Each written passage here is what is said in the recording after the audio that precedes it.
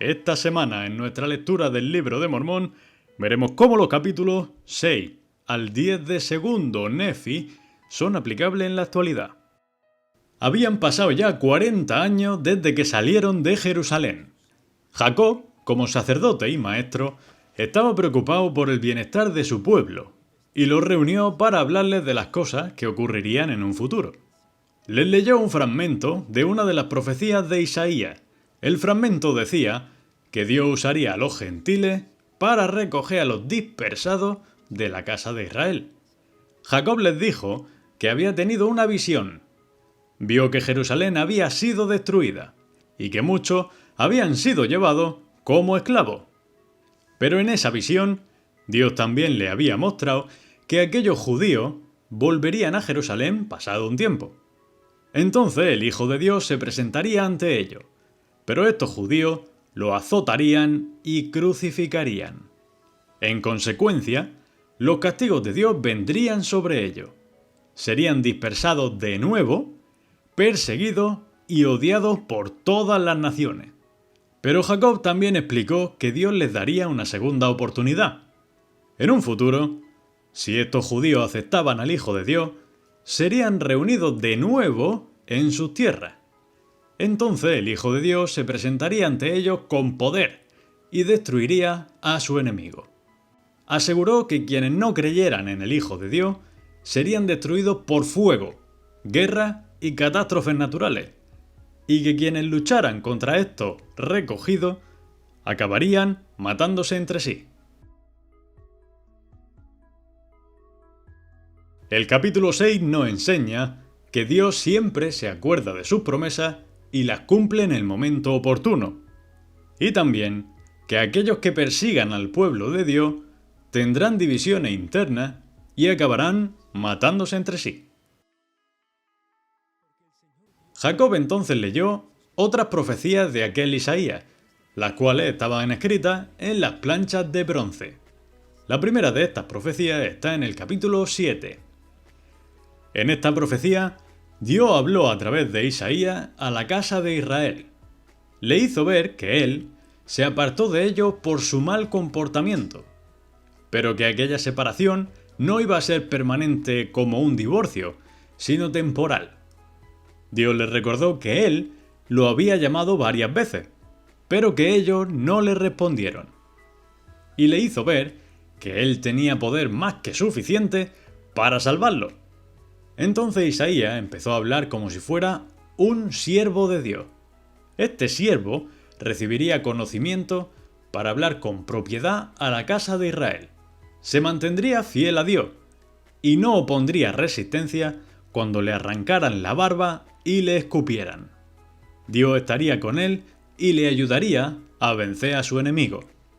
Por último, Isaías hizo ver que quien siguiera a Dios no andaría en tinieblas, sino que tendría luz, y advirtió que aquellos que siguieran su propia luz, y no la de Dios, vivirían en angustia.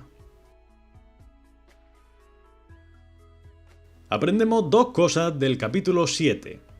La primera, que si te olvidas de Dios e incumples sus leyes, Él se apartará de ti y te dejará solo.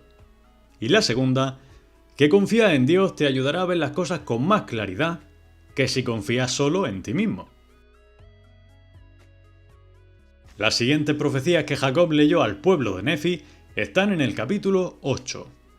En esta profecía, Dios habló de nuevo a través de Isaías a la casa de Israel. Les pidió que recordaran a sus padres Abraham y Sara, así como las promesas que Dios había hecho con ellos. Dios aseguró a Israel que haría justicia y cumpliría aquellas promesas.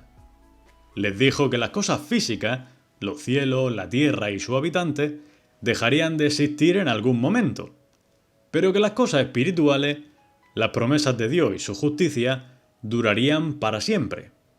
Entonces Israel clamó a Dios, pidiéndole que los liberara de aquella dispersión, de la misma forma en que los liberó de Egipto años atrás. Así los dispersados se volverían a reunir y formarían Sión.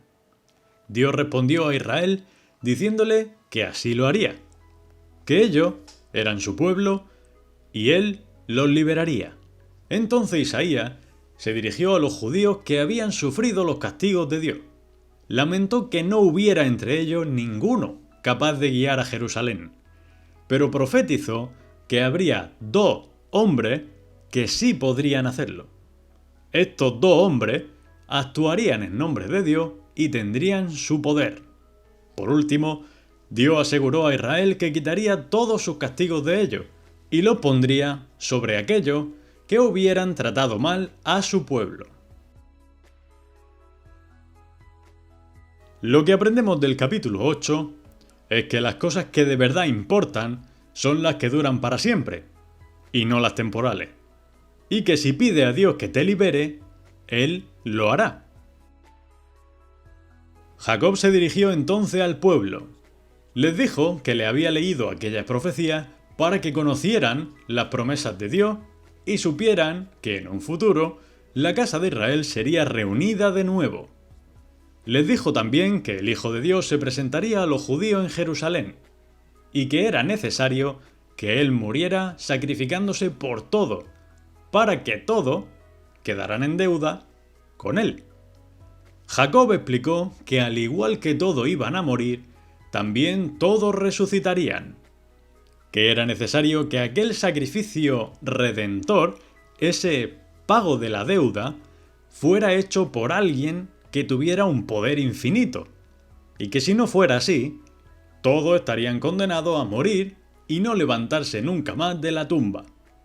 Si los muertos no volvieran a vivir, entonces estaban condenados a estar separados de Dios para siempre. Pero Dios preparó una solución. Gracias al pago de la deuda y a la posterior resurrección del Hijo de Dios, todos podrían resucitar. El cuerpo y el espíritu del hombre volverían a unirse y serían inmortales. Una vez resucitados, todos tendrían un conocimiento perfecto de su acto. Entonces serían presentados ante Dios para ser juzgados. Aquellos que hubieran creído en el Hijo de Dios y hubieran permanecido fieles a Él durante su vida, heredarían el reino de Dios. Los demás serían desterrados, apartados de su presencia junto con el diablo. Jacob recordó al pueblo que la redención, ese pago de la deuda que haría el Hijo de Dios, solo se aplicaría a quienes se arrepintieran, se bautizaran y creyeran en Él. Asimismo, que quienes no conocieran las leyes de Dios también tendrían su deuda pagada, porque no conocían la ley y por tanto no eran culpables. Pero advirtió que quienes sí conocieran las leyes de Dios y la incumplieran, tendrían que sufrir el castigo. Jacob sacudió su ropa frente al pueblo, simbolizando que él no se hacía responsable de los pecados que ellos cometieran. Les pidió que se prepararan para aquel día en que serían juzgados por Dios. Y por último, le aconsejó que no gastaran su tiempo y su dinero en cosas sin importancia, sino que centraran su atención en las cosas espirituales, las que realmente llenaban el alma. Del capítulo 9 aprendemos que gracias al sacrificio de Jesucristo podrás resucitar y tener un cuerpo inmortal, que conocer las leyes de Dios te hace responsable de su cumplimiento, y que no debes emplear tu tiempo y dinero en cosas sin importancia, sino en cosas que realmente te llenen el alma y te acerquen a Dios. Al día siguiente, el pueblo volvió a juntarse para escuchar a Jacob.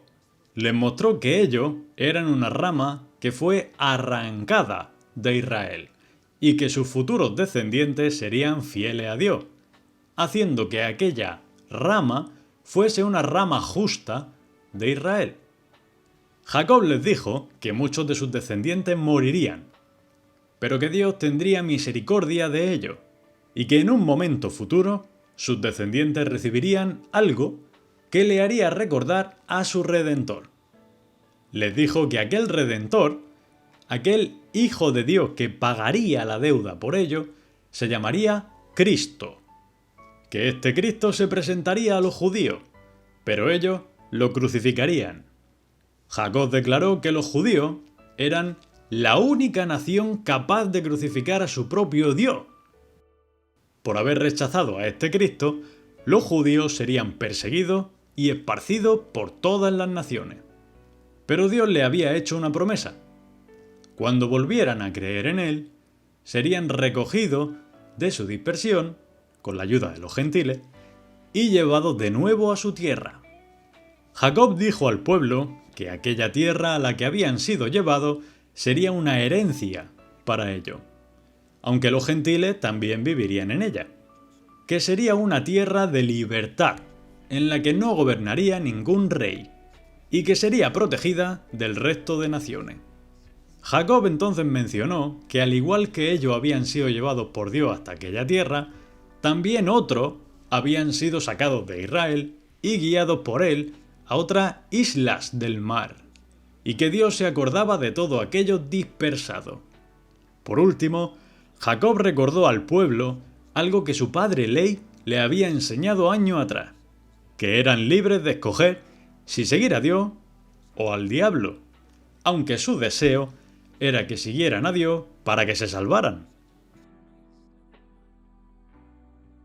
En este último capítulo, el capítulo 10 de Segundo Nefi, aprendemos que, aunque pase mucho tiempo, si Dios te ha hecho una promesa, la cumplirá, que Dios siempre protege a su Hijo y lo lleva a los lugares donde más pueden prosperar, y que eres libre de escoger si seguir a Dios o al diablo. La decisión es tuya.